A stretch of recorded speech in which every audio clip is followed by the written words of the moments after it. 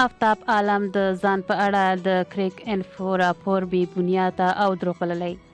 د افغانستان کرکټ ملي لوبډلې چټک توپ اچونکی افتاب عالم په نړیوال جام کې د افغان لوبډلې سره مل و چې په ناڅاپي توګه له یادو سیالیو څخه بهر او هیواد ته راستون شو، چې د افغانستان کرکټ بورډ او د کرکټ نړیوال شورا د نړیوال جام څخه د هغه د بهر کېدو لامل انضباطي سرغړونه ښودلې وه.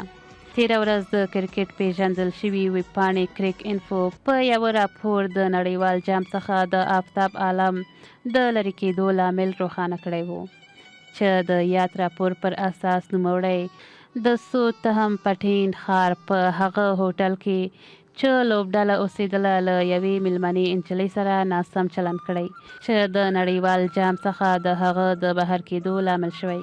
دکریک انفو په خپل راپور کې د دې ادعا ترڅنګ ویلي چې نوموړی د هند او پاکستان ترمنځ د لوبې د نندارې لپاره د خپلو ملګرو سره یو ځای د میلمنو د ځایناستي خاص اتاق ته هم داخل شوی و او دا هر څه د وي ای پي کارت په مرسته کړی و، چې وروسته د پولیس له لورې له هغه ځایه څخه ایستل شوی و.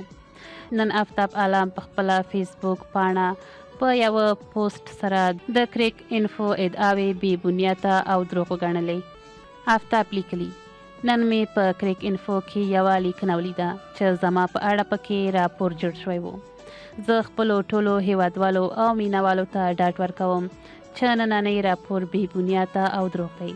زه به ډیر ژر خپل دریځ د کرکټ بورډ د ډسپلین کمیټې په اجازه روښانه کړم. نوموړی همداراز په خپل پوسټ کې له خپلو مینوالو غوښتی چې په دا ډول بې بنیادو خبرو باور ونه کړي. د جولای پر 5مه نیټه د افغانستان کرکټ ملي لوبډلې لوبډلمشر ګلبدین نایب د یوې مرکې پر مهال د افتاب د بهر کېدو لامل بغیر له اجازې څخه د خپلو دوستانو کره تګ او شپه تېرول ښودلی و.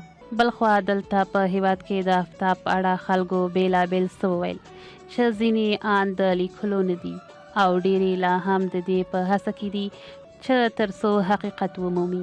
شاید د افتاب د نن پوسټ هغوی ته د ډاډ یو سبب جوړ شي. افغان کرکټ مینوال او د دې لوبې مبصرین په دې نظر دي چې لوبغاړي د یو هیواد استازیتوب کوي او پر همدې بنسټ دوی اړ دي چې پر خپلو کړنو او خبرو کنټرول ولري او پرې نږدي چې د دوی په اړه یې کومه خبره هیواد ته راجع شي. خپله کپټان نایب هم په خپله وروستي مرکه کې ویلي و چې لوبغاړي باید د ځان او هیواد نوم ته پام وکړي. دا مهال د افغانستان کرکټ بورډ د افتاب عالم د قضیې د څېړلو لپاره 3 کسیزه هیئت ټاکلی تر څو د نوموړي قضیه په یوه اونۍ کې وڅېړي او د خپلو څېړنو نتایج کرکټ بورډ ته وړاندې کړي.